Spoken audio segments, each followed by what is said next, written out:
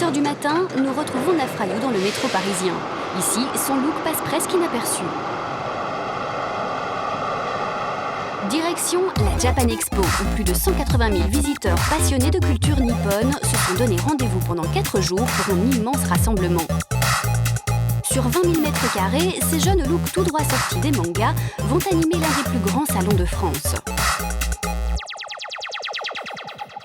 Pour rentabiliser son séjour, Nafrayou doit vendre pour 800 € d'accessoires. Un objectif accessible a priori, mais ce matin, la journée commence mal. Il n'y a pas de table ?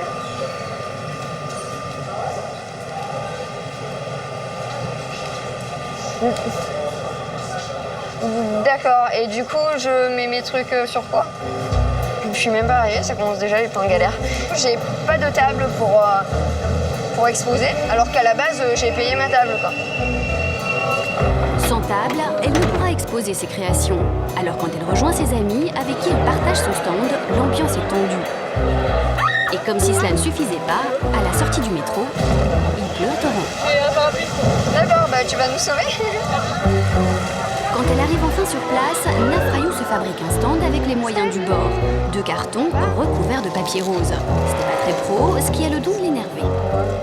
Là j'en ai ras le cul, là. Là, sur une merde comme ça, ouais, là ça va pas. Là, ça m'a gonflé. Heureusement, quelques minutes plus tard, l'affaire est réglée. La vente va enfin pouvoir commencer. L'enjeu est très important pour la jeune créatrice. Comme je lance mes créations, j'aimerais bien que ça marche quand même. C'est la première fois que je viens sur Paris pour faire la Japan Expo, donc c'est sûr que c'est un peu stressant, Les premiers visiteurs font leur entrée et enfin une bonne nouvelle. Depuis quelques mois, les sites de Nafrayou font le buzz sur la toile. Alors dans ce public d'initiés, nombreux la connaissent. Et tout le monde veut sa photo souvenir. La reconnaissance est en marche. Moi je l'ai découvert un peu grâce à son blog et j'aime bien son univers parce qu'elle n'a pas peur de montrer ce qu'elle est. Alors ce look-là, c'est vie le Japon, quoi. C'est génial. Mais ce n'est pas tout. Son look incomparable lui vaut même d'être invité à défiler sur la grande scène de l'événement. Tu passes en premier, tu viens, D'accord. tu fais premier le tour de devant, le dos, tu reviens, puis les suivantes font le truc. Et arrivé à la dernière, moi je te rejoins. Oui. Et puis on va juste devant toutes les deux et puis on repart. D'accord. C'est notre star.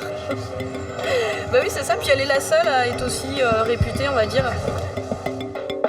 Cela n'a l'air de rien, mais en multipliant les apparitions comme celle-ci, Nafrayou se fait une pub d'enfer. Surtout que sur scène, elle crève l'écran.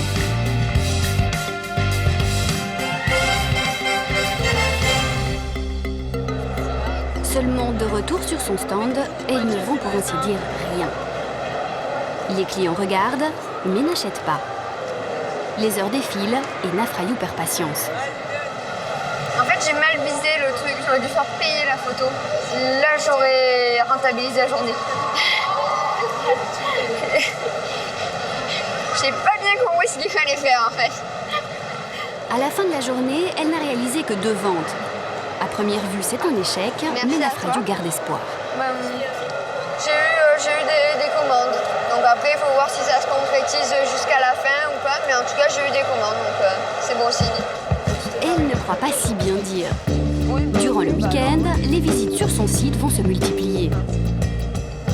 À son retour à Marseille, de nombreuses commandes vont se concrétiser. Un surcroît de travail qu'elle accueille avec le sourire. Alors là, je poste des commandes que j'ai reçues, donc j'ai réalisées et là, je les mets au départ. Un succès qu'elle prend plaisir à partager avec son père. Lui, qui s'inquiétait de ses premiers tatouages, est plutôt fier aujourd'hui du chemin parcouru par sa fille. Côté travail, côté job et tout, elle savait ce qu'elle voulait faire. Elle a tout mis en œuvre pour en avoir. Elle a eu même fait des choses que je pense que c'est pratiquement irréalisable pour certains. Mais c'est elle qui se l'est trouvée. D'une adolescente rebelle, Nafrayou est en passe de devenir une jeune créatrice prometteuse. Pourtant, les attaques gratuites sont toujours au rendez-vous. En fin de journée, elle retrouve Gaëlle, une amie. Au centre de la conversation, un message d'insulte qu'elle vient de recevoir. Bon, juste te montrer un truc que j'ai reçu il n'y a pas très longtemps sur mon blog. Tu vois encore des commentaires que j'apprécie. Les commentaires sympas là. Ouais, les commentaires sympas, tout à fait. Ouais. Tu ressembles à un cadavre avec tes 2 couches de maquillage. Comment tu fais dans la vraie vie? Si tu en as une, à 40 ans, tu te sentiras conne avec tes trous dans la peau. J'espère que tu fais des études comme ça dès que tu sortiras de ta crise d'ado. Tu ne seras pas paumé dans la vraie vie active d'adulte. Les mots sont durs, voire blessants. Mais surtout, les 2 amis ne comprennent pas pourquoi Nafrayou reçoit ce genre de message. Elle dit genre, tu ressembles à un cadavre, mais cadavre de quoi? Dire les cadavres ils sont roses? J'ai quand même des bisounours tatoués sur un bras. Je m'habille souvent en rose et en mauve. J'ai les cheveux roses. J'arrive souvent avec le sourire. Donc je vois pas pourquoi les gens se sentiraient agressés par ma personne alors qu'à la base je dégage que du positif. Donc à partir de là, je comprends pas trop quoi. Alors à ceux qui, comme dans ce message, s'inquiètent de son avenir, elle préfère répondre sereinement. À 40, 50 ou 60 ans, tout le monde vieillit. Donc le truc, c'est que moi, à la place d'être une grand-mère fripée classique, je serais juste une grand-mère fripée en couleur. Avec des tatouages partout. Et où est le problème quoi? Du moment où j'aurais bien vécu, j'aurais fait ma jeunesse, etc. C'est indélébile, mais ça raconte mon histoire. Et mon histoire, je la garderai toute ma vie. Même si c'était possible, Nafrayou ne souhaiterait pas faire marche arrière. Pour elle, modifier son corps, c'est un véritable moyen d'expression. Avant, quand j'étais petite, j'étais plutôt la fille un peu passe-partout, qui répondait pas trop, assez timide, etc. Et après, donc, quand j'ai changé, ça n'a plus du tout été le cas. Donc, bon, les tatouages, c'est aussi une façon de s'exprimer, de l'ouvrir, comme on dit. À 25 ans, Nafrayou est désormais réellement bien dans sa peau. Elle s'est enfin trouvée. Et malgré le regard que certains portent encore sur elle, elle apprécie vraiment son corps. Je considère vraiment mon corps comme un support, comme une œuvre d'art, oui, comme un peu une toile d'un peintre. Une originalité qui lui a permis de rencontrer Nicolas, son ami. Il y a 4 ans, il a littéralement flashé sur elle. Au milieu de dizaines de personnes, on voit qu'elle.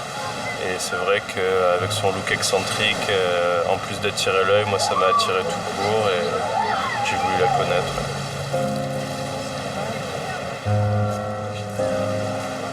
Mais demain, c'est la qualité de son travail qui devra faire la différence.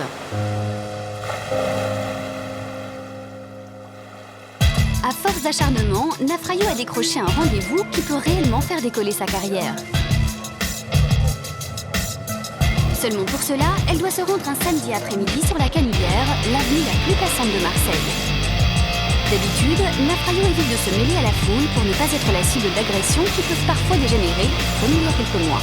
Sur toute la rue, j'ai eu que des réflexions, on m'a craché dessus, etc. Donc après, j'ai dû me retrouver à courir dans le métro pour avoir un abri. Et du coup, voilà, c'est l'effet boule de neige. Elle prend sur elle, évite les regards et marche vite pour se rendre à son entretien. La personne qui l'attend, c'est Marilyn Bélieu-Vigourou, présidente de l'Institut de la mode et réputée pour être une véritable baronne dans le milieu. Chaque année, elle aide financièrement une élite de créateurs. Si elle apprécie le travail de Nafrayou, elle peut faire décoller sa marque. Bonjour, je me présente, je m'appelle Nafrayou et j'avais rendez-vous à 14h avec Madame Bélieu-Vigourou. Oui, la présidente, je vous accompagne. Merci. Marilyn ne connaît rien de look de Nafrayou. Marilyn, votre rendez-vous de 14h. Bonjour. Bonjour. Voilà. Bienvenue alors à l'Institut de la mode. Merci. Asseyez-vous. Merci. Et au premier abord, rien n'est gagné. Alors, dites-moi, qu'est-ce qui vous amène?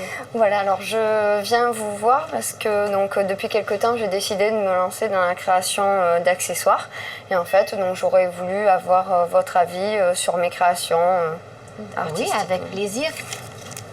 Dès les premiers instants, Marilyn Bélieu-Vigourou relève un problème de taille. Moi, je suis cliente mode. Oui. Qu'est-ce que j'en fais de ces lunettes? J'y vois pas avec, hein, d'accord? Non, alors celle-là, on n'y voit pas. Non, en fait, moi, je les ai fait vraiment pour... là, c'est des demandes pour des séances photos, etc. Pour des séances photos, voilà. D'accord. Donc ça, c'est des pièces uniques. En fait, toutes les pièces comme ça sont uniques, en fait. Deuxième problème, au goût de Marilyn, Nafrayou brade ses produits. Oui, un prix cassé, voilà. Vous me dites que ce modèle-là, par exemple, avec le nœud...